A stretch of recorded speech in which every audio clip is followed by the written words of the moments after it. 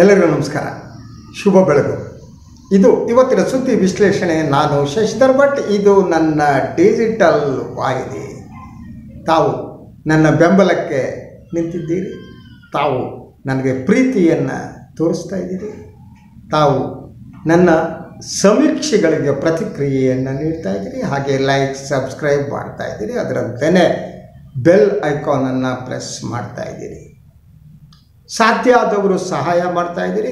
ಈ ಒಂದು ಸ್ವತಂತ್ರ ಪತ್ರಿಕೋದ್ಯಮದ ಧ್ವನಿ ಉಳಿಸುವ ನನ್ನ ಯತ್ನ, ನಿಮ್ಮ ಯತ್ನ ಒಂದೇ ಆಗಿದೆ. I am grateful to you all for your help and support.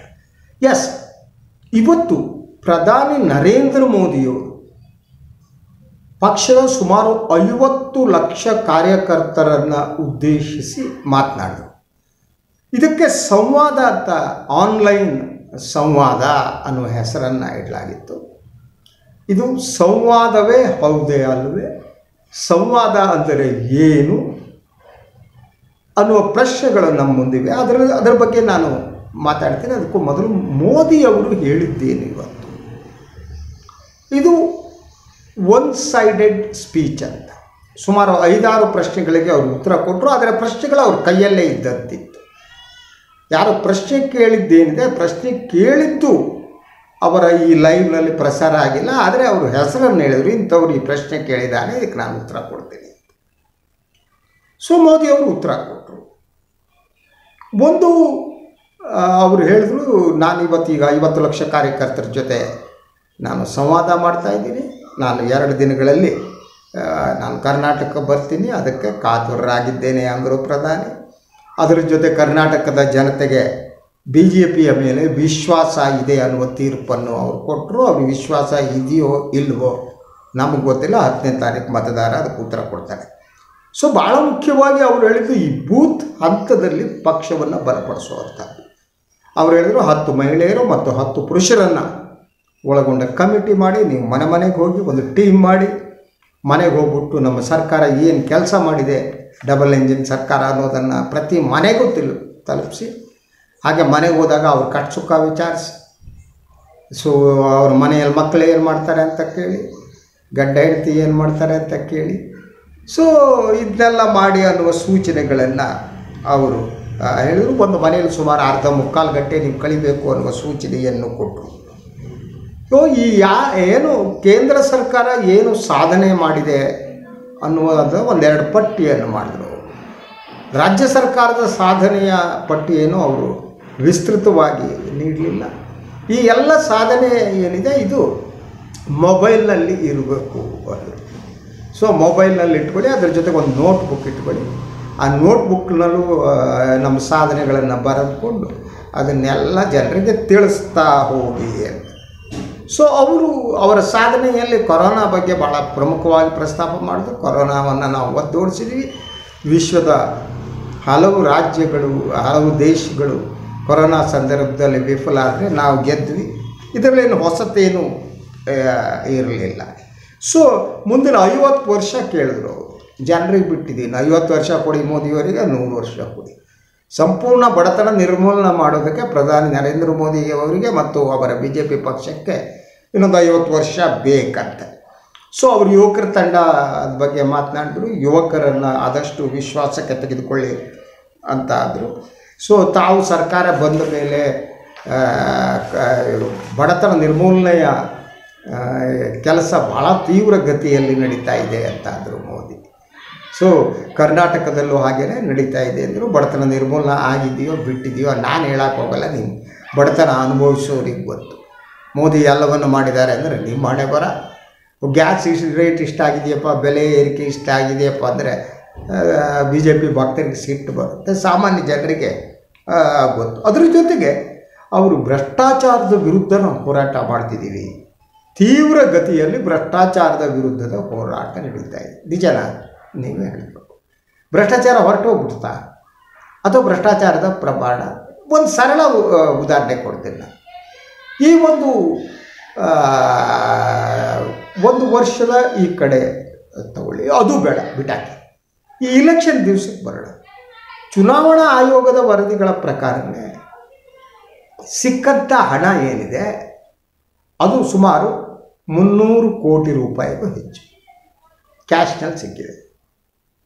ನೀವು ಡಿಮಾನಿಟೈಸೇಷನ್ ಮಾಡಿದಾಗ ಇಡೀ ಕಪ್ ಹಣ ಹೋಗಿ ಇದ್ಯಾವುದು ಕಪ್ ಹಣನೋ ಯಾವ ಬಣ್ಣದ ಹಣ ಸ್ವಾಮಿ ಇದು 300 ಕೋಟಿ ಎಲ್ಲೋಯ್ತು ನಿಮ್ಮದು ಡಿಮಾನಿಟೈಸೇಷನ್ನಿಂದ? ಎಲ್ಲ ಕಪ್ ಹಣ ತಂದುಬಿಡ್ತೀವಿ, ವಿದೇಶದಲ್ಲಿದ್ದದ್ದು ತರ್ತೀವಿ, ಅದನ್ನು ತಂದ್ಬಿಟ್ಟು 15 ಲಕ್ಷ ಹಾಕ್ತೀವಿ ಅಂದರೆ ಹೋಗಲಿ 15 ಲಕ್ಷ ಅಲ್ಲ 15 ಪೈಸಾನೂ ಬಂದಿಲ್ಲ. ಈಗ ಹೋಗ್ಬಿಟ್ಟು ಡಿಮಾನಿಟೈಸೇಷನ್ ಇಂದಾಗಿ ನಮ್ಮ ಆರ್ಥಿಕ ವ್ಯವಸ್ಥೆಯಲ್ಲಿರುವ ಕಪ್ ಹಣ ಹೋಗ್ಬಿಡುತ್ತೆ ಅಂತ ಅಂದ್ರಿ. 300 ಕೋಟಿ ಸಿಗ್ತಲ್ಲ ಸ್ವಾಮಿ, ಎಲ್ಲಿದ್ದದು? ವೈಟಾ ಬ್ಲ್ಯಾಕ್ ಅದು ಎಲ್ಲಿದ್ದು ಬಂತು? ಹಾಗಿದ್ರೆ ನಿಮ್ಮದು ಡಿಮಾನಿಟೈಸೇಷನ್ ಫೇಲ್ಯೂರ್ ಅಂತ ಅರ್ಥ ಅಲ್ವಾ? ಬಹುತೇಕ ಎಲ್ಲ ಇದರ ಬಗ್ಗೆ ಹಾಗೆ ನಾವು ಮಾತನಾಡ್ತಾ ಹೋಗ್ಬೋದು. ವಿದೇಶಿ ಬಂಡವಾಳ ಹೂಡಿಕೆ ಭಾಳ ಅದ್ಭುತವಾಗಿದೆ. 4 ಲಕ್ಷ ಕೋಟಿ ಈಗ ನಾವು ವಿದೇಶಿ ಬಂಡವಾಳ ಬಂದಿದೆ. ಕಾಂಗ್ರೆಸ್ ಇದ್ದಾಗ ಒಂದೇ ಬಂದಿತ್ತು ಅಂದರು. ಇದೇ ರೀತಿ ಇಲೆಕ್ಷನ್ ಪ್ರಚಾರ ಮಾಡಿದ್ರು, ಇದರ ಹೊಸ್ತೇನೂ ಇರಲಿಲ್ಲ. ಆದರೆ ಇಡೀ ಅವರ ಭಾಷಣದಲ್ಲಿ ಏನಿದೆ, ಅವರು ಕಾಂಗ್ರೆಸ್ನ ಉಚಿತ ಕೊಡುಗೆಗಳನ್ನು ವಿರೋಧಿಸಿದರು. ಬಡತನ ನಿರ್ಮೂಲನೆ ಮಾಡಬೇಕು, ನಿಜ, ನಾವು ಅದನ್ನೆಲ್ಲ ಮಾಡ್ತಾ ಇದ್ದೀವಿ, ಆದರೆ ಉಚಿತ ಕೊಡುಗೆಗಳನ್ನು ಕೊಡಕೂಡದು ಅಂತ. ಏನು ಕಾಂಗ್ರೆಸ್ ಉಚಿತ ವಿದ್ಯುತ್ನ ಮಾತನಾಡಿತ್ತು, ಎಲ್ಲ ಸುಮಾರು 5 ಭರವಸೆಗಳನ್ನು ಕಾಂಗ್ರೆಸ್ ನೀಡಿತ್ತು. ಅದನ್ನು ಪ್ರಧಾನಿ ನರೇಂದ್ರ ಮೋದಿ ವಿರೋಧ ಮಾಡಿದರು. ಒಂದು ಸಮಾಜವನ್ನು ನಾವು ಅರ್ಥ ಬಡತನ ಅಂದರೆ ಯಾವುದು? ನೀವು ಬಡತನ ನಿರ್ಮೂಲನೆ ಮಾಡ್ತಿದ್ದೀರಿ ಅಂತಂದಾಗ ಯಾರು ದುರ್ಬಲರಿದ್ದಾರೋ ಅವರಿಗೆ ಸಹಾಯ ಮಾಡುವ ಅಗತ್ಯ ಇದೆ, ನಿಮ್ಮ ಮನಸ್ಸಿನಲ್ಲಿ ಇಲ್ಲ. ನೀವು ಫಾರ್ ಎಕ್ಸಾಂಪಲ್ ಈ ಸರ್ಕಾರ ಬಂದ ಮೇಲೆ, ಮೋದಿಯವರ ಸರ್ಕಾರ ಬಂದ ಮೇಲೆ ಎಷ್ಟು ಲಕ್ಷ ಕೋಟಿ ರೂಪಾಯಿ ಹಣವನ್ನು ವೇವ್ ಆಫ್ ಮಾಡಲಾಗಿದೆ NP ಅಕೌಂಟ್ನಲ್ಲಿ. ಯಾರ್ಯಾರು ಅದರ ಲಾಭವನ್ನು ಪಡೆದಿದ್ದಾರೆ? ಬೃಹತ್ ಉದ್ಯಮಪತಿಗಳ ಅವರ ಕೋಟ್ಯಾಂತರ ರೂಪಾಯಿ ಸಾಲವನ್ನು ಮನ್ನಾ ಮಾಡಬೇಕಾದ್ರೆ ನಿಮಗೆ ಅದಕ್ಕೆ ಅಭಿವೃದ್ಧಿಗೆ ವಿರೋಧ ಅಂತ ಅನಿಸಿಲ್ವಾ ನರೇಂದ್ರ ಮೋದಿಯವರೇ? ಎಂತೆಂಥ ಉದ್ಯಮಪತಿಗಳು ಬ್ಯಾಂಕ್ ಲೋನ್ಗಳನ್ನು ಮಾಡಿ ಬ್ಯಾಂಕ್ಗಳನ್ನೇ ಮುಳುಗಿಸಿದ್ರು ಅನ್ನೋದು ನಮ್ಗೆ ಗೊತ್ತಿಲ್ವಾ? ಪಂಜಾಬ್ ನ್ಯಾಷನಲ್ ಬ್ಯಾಂಕ್ನ ಕಥೆ ಏನು ಅಂತ ಗೊತ್ತಿಲ್ವ ನಮಗೆ?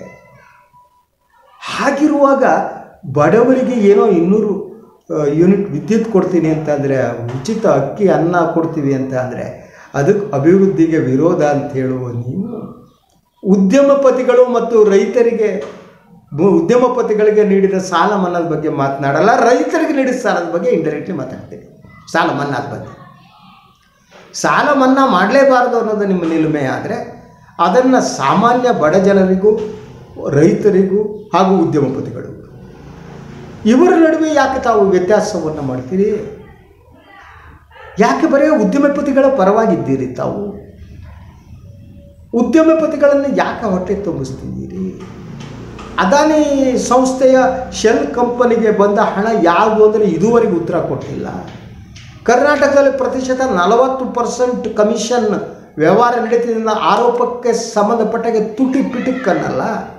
ಕಳೆದ ಚುನಾವಣೆಯಲ್ಲಿ ಬಂದುಬಿಟ್ಟು ಕರ್ನಾಟಕದಾದ್ಯಂತ ಸಿದ್ದರಾಮಯ್ಯ ಅವರ ಸರ್ಕಾರ 10% ಕಮಿಷನ್ ಅಂತ ಹೇಳ್ತಾ ಹೋದ್ರಿ. ಈ ಸಲ ಯಾಕೆ ಕಮಿಷನ್ ಬಗ್ಗೆ ಮಾತನಾಡಲ್ಲ ತಾವು? ಯಾಕೆ ಮುಚ್ಕೊಂಡಿದ್ದೀರಿ? ಈ ದೃಷ್ಟಿಯಿಂದ ನಿಮ್ಮನ್ನು ನಾವು ಹೇಗೆ ಭ್ರಷ್ಟಾಚಾರ ವಿರೋಧಿಗಳು ಅಂತಂದು ಅಂದ್ಕೋಬೇಕು?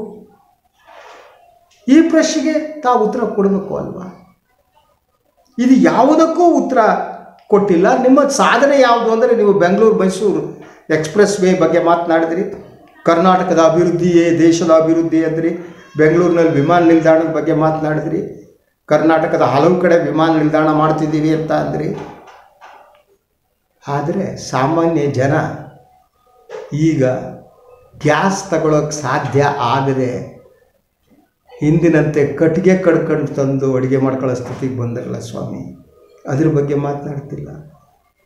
ನಿರುದ್ಯೋಗ ತಾಂಡವವಾಡ್ತಾ ಇದೆ, ಅದ್ರ ಬಗ್ಗೆ ತಾವು ಮಾತನಾಡಲ್ಲ. ಒಂದು ಹೊತ್ತಿನ ಊಟ ಮಾಡೋದಕ್ಕೆ ಸಾಧ್ಯ ಆಗ್ತಿಲ್ಲ, ಅದ್ರ ಬಗ್ಗೆ ಮಾತನಾಡ್ತಿಲ್ಲ. ಅನ್ನಭಾಗ್ಯದಂಥ ಯೋಜನೆ, ಯಶಸ್ವಿಯಾದ ಯೋಜನೆಯನ್ನು ನಾಶಪಡಿಸಿದ್ರಿ. ಇಂದಿರಾ ಕ್ಯಾಂಟೀನ್ನಂತಹ ಯೋಜನೆಯನ್ನು ನಾಶಪಡಿಸಿದ್ರಿ. ಈ ಬಗ್ಗೆ ಎಲ್ಲ ಯಾಕೆ ತಾವು ಮಾತನಾಡ್ತಾರೆ? ಜನ ಯೋಚನೆ ಮಾಡ್ತಾರೆ ಬಿಡಿ. ನನಗೇನು ಜನ ನೀವು 50 ವರ್ಷ ಕೇಳಿದ್ದೀರಿ, ಕೊಟ್ಟರೆ ಸಂತೋಷ ಅಲ್ವಾ? ಅದಕ್ಕೆ ನಾನು ಯಾರು ಇಲ್ಲ ಅಂತ ಹೇಳೋದಕ್ಕೆ. ಸೊ ಇಡೀ ಮೋದಿಯವರದ್ದು ಇದು ಸಂವಾದ ಅಂತ ಈ ಹೆಸರಿಟ್ಟಿರೋದು ಸಂವಾದ ಆಗಿರಲಿಲ್ಲ, ಅದು ಕೇವಲ ಒನ್ ಸೈಡೆಡ್ ಸ್ಪೀಚ್. ಎಲ್ಲರೂ ಕೂಡ ಭಾಷಣವನ್ನು ಕೇಳ್ತಾ ಕೂತಿದ್ರು, ಅವರಿಗೆ ಉತ್ತರ ಕೊಡೋದಕ್ಕಾಗಲಿ ಪ್ರಶ್ನೆ, ಯಾಕೆಂದರೆ ಪ್ರಶ್ನೆ ಕೇಳುವುದು ಏನಿದೆ ಅದು ಮೋದಿಯವರಿಗೆ ಇಷ್ಟ ಆಗಲ್ಲ. ಅವರಿಗೆ ನೀವು ಯಾರ್ಯಾರು ಪ್ರಶ್ನೆ ಕೇಳಿದ್ರೋ ಗೊತ್ತಿಲ್ಲ, ಅದ್ರಲ್ಲಿ 5 ಪ್ರಶ್ನೆ ಕೊಟ್ಟರು, ಅದಕ್ಕೆ ಉತ್ತರ ಕೊಟ್ಬಿಟ್ಟು ಭಾಷಣ ಹೊಡೆದು ಪ್ರಧಾನಿಯವರು ಹೊರಟೋದ್ರು. ನಮಗೆ ಉತ್ತರಿಸುವ ಪ್ರಧಾನಿ ಮಾತ್ರ ಅಲ್ಲ, ಪ್ರವಚನ ನೀಡುವ ಪ್ರಧಾನಿ ಮಾತ್ರ ಅಲ್ಲ, ಕೇಳಿಸಿಕೊಳ್ಳುವ ಪ್ರಧಾನಿ ಬೇಕು. ನಿಮ್ಮಲ್ಲಿ ಕೇಳಿಸಿಕೊಳ್ಳುವ ಮನಸ್ಥಿತಿನೇ ಇಲ್ಲ. ಸಂವಾದ ಅಂದರೂ ಕೂಡ ಬೇರೆಯವರು ಮಾತಾಡಿದ್ದನ್ನು ತಾವು ಕೇಳಿಸಿಕೊಳ್ಳಾರಲಿ. ಇಡೀ ಇಂಡಿಯಾದ ಈ ಸಮಾಜ, ಸಾಮಾನ್ಯ ಬಡವರು, ದಲಿತರು ಏನು ಮಾತನಾಡ್ತಿದ್ದಾರೆ ಅನ್ನೋದನ್ನು ತಾವು ಕೇಳಿಸ್ಕೊಳ್ಳಾರಲಿ. ಮಹಿಳೆಯರು ಏನು ಮಾತನಾಡ್ತಾರೆ ಅಂತ ತಾವು ಕೇಳಿಸ್ಕೊಳ್ಳಾರಲಿ. ನಿರುದ್ಯೋಗಿಗಳು ಏನು ಮಾತನಾಡ್ತಿದ್ದಾರೆ ಅನ್ನೋದನ್ನು ತಾವು ಕೇಳಿಸಿಕೊಳ್ಳಾರಲಿ. ತಮ್ಮಲ್ಲಿ ಕೇಳಿಸಿಕೊಳ್ಳುವ ಗುಣವೇ ಇಲ್ಲ. ಪ್ರಧಾನಿ ಗೌರವಾನ್ವಿತ ನರೇಂದ್ರ ಮೋದಿಯವರೇ, ತಾವು ಏನನ್ನೂ ಕೇಳಿಸಿಕೊಳ್ಳಲಾರಲಿ. ದೇಶದ ಪ್ರಧಾನಿ ಕೇಳಿಸಿಕೊಳ್ಳದಿರುವ ಪ್ರಧಾನಿಯಿಂದ ದೇಶಕ್ಕೆ ಅಪಾಯ ಆಗಿದೆ. ಈ ಕುಸ್ತಿಪಟುಗಳು 5 ದಿನಗಳಿಂದ ಮಾಡ್ತಾ ಇದ್ದಾರಲ್ಲ ಧರಣಿ ಸತ್ಯಾಗ್ರಹ, ಅವರ ಧ್ವನಿಯನ್ನು ತಾವು ಕೇಳಿಸ್ಕೊಂಡಿಲ್ಲ. ಬೇಟಿಗೆ ಪಡಾವೋ, ಬೇಟಿ ಬಚಾವೋ, ಬೇಟಿ ಅಂತಾರಲ್ಲ, ಆ ಹೆಣ್ಣುಮಕ್ಕಳು ಲೈಂಗಿಕ ದೌರ್ಜನ್ಯದ ಆರೋಪ ಮಾಡಿದ್ದಾರೆ ಕುಸ್ತಿಪಟುಗಳು, ದುಃಖದಲ್ಲಿ ಹೇಳಿದ್ದಾರೆ.